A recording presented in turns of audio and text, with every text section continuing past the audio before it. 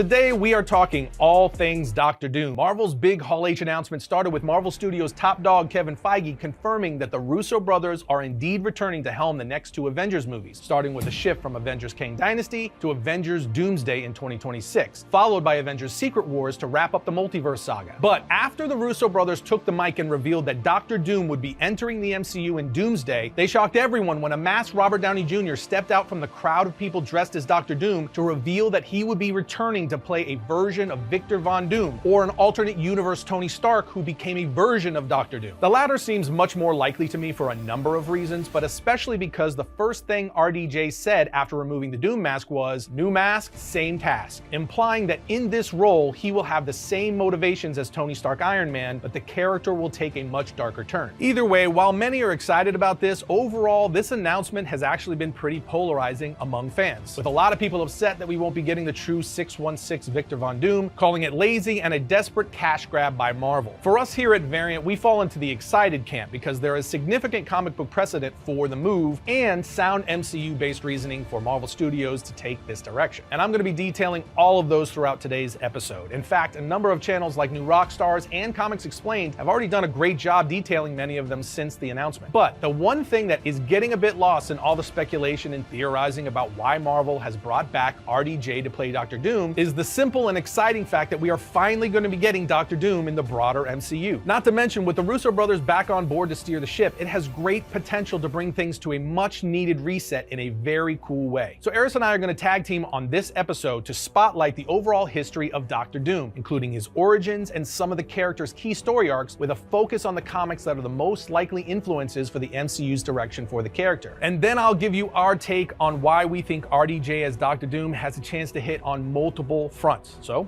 off we go. Doctor Doom, one of Marvel Comics' most iconic villains, was created by the legendary duo of writers Stan Lee and artist Jack Kirby. And his first appearance in the Fantastic Four issue 5 in 1962 introduced a character that would quickly become one of Marvel's most popular big bads and a cornerstone of the Marvel Universe. The thing is, the real-world inspirations behind Doctor Doom's creation are as interesting as the character himself, blending elements of literature and history to shape this complex villain. To construct the character we now know as Victor Von Doom, Stan Lee and Jack Kirby seemingly drew inspiration from several places. For instance, it's been speculated that the tragic figure of Victor Frankenstein from Mary Shelley's classic novel influenced Doom, because while the connection has never been confirmed, like Frankenstein, Doctor Doom is a brilliant but flawed scientist whose arrogance and ego leads to his downfall. You can also easily see influences from Shakespearean characters like Macbeth and even tragic heroes of Greek mythology mixed into Doom's persona. But in addition to fictional influences, Lee and Kirby were also clearly inspired by historical dictators when shaping Victor Von Doom, as his authoritarian rule over the fictional nation of Latveria, driven by arrogance and vanity, allowed them to explore themes of absolute power, control, and the corrupting influence of both. Jack Kirby then took these concepts and embedded them into the visual design for Doctor Doom, incorporating elements from medieval knights, futuristic armor, and mysticism. It made for a very cool blend of futuristic and historical elements that gave Doom a distinctive and striking appearance. Keeping with some of those concepts, from a story perspective, Stan Lee's vision for Doctor Doom included a grandiose and operatic quality. He wanted Doom to be theatrical and memorable, with elaborate speech patterns and dramatic gestures, and this operatic flair made Doom a larger-than-life character who stood out in the Marvel Universe. Not to mention the intense personal rivalry between Doctor Doom and Reed Richards' Mr. Fantastic, which added another layer of complexity to the character. This classic trope of personal vendettas driving conflict made their battles compelling and relatable, as they emphasized the deep-seated conflict between the two characters. Add it all up, and you have a villain who is not only formidable in his physical and intellectual capabilities, but also deeply complex in his motivations and personality. As a result, Doctor Doom has become one of the greatest villains in comic book history, and another major testament to the creative genius of Stan Lee and Jack Kirby. The best origin for Doctor Doom is given to us in the books of Doom's 6-issue miniseries, where we see that when Victor Von Doom was a boy, he was the child of gypsies in Latveria. We learn that Victor's mother Cynthia delved into the black arts, which his father Werner begged her to stop doing, saying, "Think of your family, think of your son." She replies to her husband, "That's what I'm thinking of, Werner. Look at us. Our people are constantly in tatters, barely one step ahead of the Baron's persecution. But if we had some power,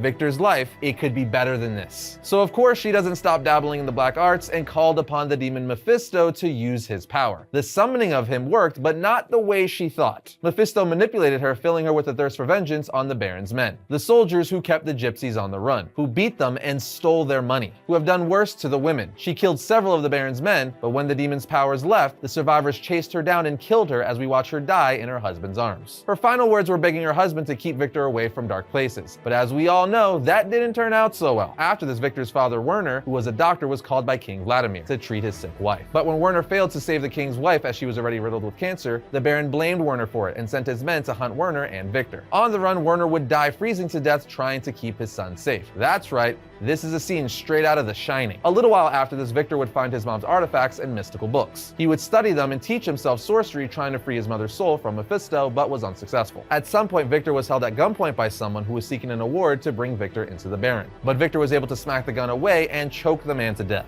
As Victor grew, he excelled in science and his achievements had become legendary. So much so, a US general tracked him down saying, "You're the famous Victor Von Doom I've heard about. You are a hard man to find, Von Doom." Victor replies, "By design. What can I do for you?" Doom explains to us that his achievements had become so legendary that this general had come all the way from the United States to track him down, apparently with some fear that his enemies would find him first. There were offers of money and opportunities to study in the finest schools and laboratories in the world. Victor tells us, "On any other day I might have struck a harder bargain, made them pay a higher price for my participation. But on this day, with my trembling hands, all I wanted was to be away from Latveria," and asks, "When can we leave?" This leads us to issue 2 of the series, where we see the general bring him to New York and shows Doom the lab he'll be working in. That's less than an hour from his state university. The general says to him, "Let's give you the grand tour, and then we'll take you to the campus to fill out your enrollment forms. There's another student we need you to meet there anyway." The other student, of course, is Reed Richards. The two were originally supposed to share a dorm room, but General Masterson had already arranged a room for Doom with a secret soundproof lab attached. Reed would quickly become Victor's academic rival, as we see when Victor is questioning Einstein's theory on time with his professor. Reed agrees and expands Victor's thoughts, but Victor just gets up and walks out of class saying, "Yes, it is Richards, but when I need your assistance on an argument, I'll ask for it." As the issue goes on, we see Doom create the first versions of what would become known as the Doombots, as well as creating a machine that could transverse back through time. Victor even created a machine to get his mother back, saying, "I'd finally found the synthesis between my mother's magics and the science that I dreamed of as a youth." The machine worked and took him to hell, where his mother was being held prisoner by Mephisto. When she sees her son, she says, "Not my beautiful boy, not here. Why has Werner let this come to pass? I begged him." Victor tells her, "But I came to save you, mother." When Mephisto sees him, he asks, "Who is this filthy little morsel, Cynthia? Not the beast that stewed in your black loins." She begs for mercy, at which point an explosion happens that Victor doesn't remember as he wakes up back on Earth in a hospital bed. But he says he will never forget the screams of his mother. This accident/explosion is what scarred Victor's face. The incident also led to him getting expelled from the university. From here, we would see Victor go to Tibet to train with monks, mastering their ways so well he became their leader, as seen in issue 4 of the series. In the same issue, we see Victor have the monks help him make his iconic armor, saying, "On my master stroke. Using what I learned in this temple, I would remove myself from this world. I would create a second skin. Adaptive technology would line the inner workings of the armor, and an enchantment would seal it from the demon's touch, keep him from my dreams. But the cold metal on my skin would remind me of his existence, and that he held my mother's soul captive in his realm, for now." Once forged, the monks put the armor on him, and he tells them, "Bring me my face." They say, "It is ready, master." And when he looks at it, he says, "It is perfect. Never again will mortal eyes gaze upon Victor Von Doom. From this moment on, there is only what I've become. There is only Dr. Doom." Okay, so we have Dr. Doom's origin, but what about those story arcs we talked about? There are obviously quite a few incredible Dr. Doom story arcs that have hit the pages of Marvel Comics over the years, including Triumph and Torment, Black Panther Doom War, Doom 2099, Books of Doom, and many others, some of which we detailed in our original History of Dr. Doom episode. But as I mentioned at the open, we are going to focus on the 4 Dr. Doom stories that seem to be the primary inspirations for casting Robert Downey Jr. as Doom in the next 2 Avengers films. I'll also note that we really thought there was a chance they were going to pull from the Doom War arc and tie Dr. Doom to the Vibranium storyline in Wakanda Forever. And while that didn't happen, I still wonder if that could play a role in some way. Anyway, the 4 stories that seem most likely to be the prime inspirations for RDJ as Dr. Doom are Infamous Iron Man, What If Iron Man Demon in an Armor, Exiles with an Iron Fist, and of course, the Secret Wars storyline. And while some fans are expecting them to pull from one of these stories, we think Marvel will likely pull elements from most, if not all of them, that when mixed with certain pieces from the current MCU canon will create an entirely new story. And for our purposes today, I'm just going to give you a summary of the relevant aspects from each of the story arcs that I mentioned, and we'll start with Infamous Iron Man, which is a 12-issue series by Brian Michael Bendis. In Infamous Iron Man, we find ourselves after the events of Civil War II, where Victor Von Doom has decided to turn over a new leaf and atone for his past actions, particularly those during the Secret War story, by stepping into the role of Iron Man after Tony Stark's apparent death. But while Doom is trying to redeem himself by becoming a hero, his darker nature always seems to emerge. This storyline is potentially a key because it introduces the concept of Victor Von Doom adopting the Iron Man identity in order to act as a hero in his own way, which could be exactly where Marvel is headed with RDJ's character. Just imagine a Thanos-like version of Victor Von Doom who, maybe after his own world is destroyed by the Thanos of his universe, somehow crosses into the 616 sacred timeline, learns about Tony Stark's goal to put a suit of armor around the world, and steps into the role of Iron Man to fulfill it. But this is Dr. Doom, and while he tries to be the nice guy at first with a desire to protect the world, his darker tendencies cause him to turn into a tyrant to carry out his vision after the people of this Earth disagree with his plan. Always for the greater good, of course. But that's just one possibility. The next comes from What If Iron Man Demon in an Armor. This story is kind of a reversal of the characters we now know. Essentially, in an alternate timeline, Victor Von Doom and Tony Stark are college roommates, and after Doom discovers that Stark has a sharper mind than his own, he tricks Tony into helping him build a machine that would swap their minds. Once complete, he lures Tony into the machine and transfers his mind into Tony Stark's body and Tony's mind into his. He then completely wipes Tony's memory so he has no recollection of who he actually is, creating a situation where Stark, now in Latveria and stripped of his identity, is forced to live as a commoner while Doom enjoys the wealth and status of being a Stark. Now, if Marvel draws from this story, it would be an interesting way to give us RDJ as an alternate version of Tony Stark who has had his mind swapped with Victor Von Doom. This would not only create the immediately compelling element of the heroes of the MCU having to fight a villain that bears the face of their greatest hero, especially for Peter Parker, as Tony was a father figure and a mentor, but it would also pave the way for the true Dr. Doom to be revealed after the events of Avengers Secret Wars, where maybe Doom's mind or consciousness returns to his own body. Regardless, you can absolutely see important pieces throughout the Demon in an Armor story that Marvel could incorporate into the MCU. Then we have Exiles with an Iron Fist from Exiles 23 through 25. This story is set in an alternate universe, Earth 42777 to be specific, where Tony Stark has become a full-on authoritarian. To sum it up, Stark doesn't merge with Doom or anything like that in this story. Instead, this Tony Stark has declared himself President of the United States for life and the undisputed monarch of Earth. And the craziest part about this is, to assume this role, Tony Stark effectively uses his wealth, power, and technology to form secret alliances with Magneto and Dr. Doom to induce a series of false flag events that wreak chaos on the world, leading to a mutant war that decimates the superhuman population and wipes out the elected officials of the United States. But after the plan was carried out, Stark kills both Magneto and Dr. Doom to eliminate his only rivals and consolidate all power to himself. And that leaves us with this completely savage version of Iron Man who wears Dr. Doom's tattered and torn cloak. It's pretty freaking wild, and if Marvel incorporates this version of Iron Man, RDJ could portray a version of Stark who is a complete and utter tyrant, a figure who has crossed every moral line to achieve ultimate control, and an Iron Man you could easily see becoming God Emperor Doom just before the Secret Wars movie, setting up a confrontation with the Avengers where they face off against a Tony Stark who embodies the worst traits of both himself and Dr. Doom. But again, to pull this off in a way that works, it will likely require pulling aspects from several of these stories and combining them, and that leads us to the Secret Wars story itself, where Dr. Doom becomes the God Emperor of Battleworld, wielding the powers of the Beyonders to reshape reality and force many of Marvel's heroes into subservient positions. This storyline is pivotal to understanding where it's all going for the multiverse saga and what pieces will likely be needed to make it all fit as a coherent story. It shows Doom at his most powerful, literally remaking the universe in his image. So whether RDJ plays a tyrannical version of Tony Stark who has taken up the Dr. Doom mantle, or one of the other iterations, he will absolutely become a multiversal threat by the time Avengers Secret Wars hits. And this won't just be a villain, this will be a character who has the power to control and reshape reality itself, forcing the Avengers to face a version of Tony Stark who has transcended into something far more dangerous and godlike, which is exactly the setup Marvel needs to create a soft reboot of the entire MCU, ushering in the mutant saga and era for the franchise. But here's the big takeaway. Marvel never really fully adapts a comic storyline into the MCU. They take themes and pieces across Marvel's history for both characters and major story arcs like the Infinity War story and create their own version of it. And the Russo brothers are going to do exactly that, to clean up and wrap up the multiverse saga, weaving together elements from these four iconic stories and possibly others to create a new alternate version of Iron Man Dr. Doom that's unique to the Marvel Universe. multiverse. I know a lot of fans are unhappy about this decision, but I really think this could be a very fun way to bring everything back to a solid reset point while telling a very compelling story. And I also think it's interesting that they could use this story to follow a path for Tony Stark that is similar to what they did with Loki, but in reverse. And what I mean by that is, after Loki's death in Avengers Infinity War, they used the Endgame story and Loki's series to extract Loki's past self out of the sacred timeline and bring him into the TVA, where we see him face off with Kang and complete his story not just as a hero, but as the savior of the entire multiverse, literally holding and binding the timelines together. And with Tony Stark, it looks like they could be taking the MCU's greatest hero, who sacrificed himself to save the entire world, and bring him back in a way that has him consolidating power to the extent that he threatens the safety of the entire multiverse, effectively becoming the very thing the original Tony Stark Iron Man died to destroy. Now, you may not like that angle, but you have to admit, it's pretty clever. They'd effectively be taking the MCU's first hero and the first major villain and closing out this entire era for the MCU with stories that place them in opposite roles. It's an ambitious move that could pay off while simultaneously redefining what we know about the MCU and giving us a villain who's as complex as he is powerful. Now, that wraps up the story arcs that could shape the rest of the multiverse saga for the MCU, and I highly recommend you guys grab those titles and read them before the Fantastic Four hits next summer. But before we wrap up, let's take a look at Doctor Doom's baseline powers and abilities. First and foremost, Doctor Doom is one of the most powerful sorcerers in all of comic books. He is such a skilled sorcerer and master of the mystic arts that Doctor Strange himself said he has the potential to become the Sorcerer Supreme. Which, funny enough, a future version of Doctor Doom actually did become the Sorcerer Supreme. Strange has even said that Doom knows things about the dark arts that have long been forgotten that even he doesn't know about. As for a quick rundown, he's a master of mystical blasts, mystical force fields, spell casting, summoning, teleportation, dimensional travel, mystical portals, and even mind transference. He once trained with an alien race called the Ovoids, giving him the ability to switch his mind with another person nearby just by making eye contact. Then obviously Doctor Doom has a genius level intellect. His mind is quite literally what makes him such a dangerous villain. He is without question one of the top human minds in all of the Marvel Universe, easily top 3. His suit of armor also gives him superhuman strength, allowing him to lift up to 2 tons, incredible durability, sensory systems, solar energy absorption, video communicator, concussive blast, and infrared vision. All those things combined make him one of the most formidable characters in not just Marvel, but all of comics.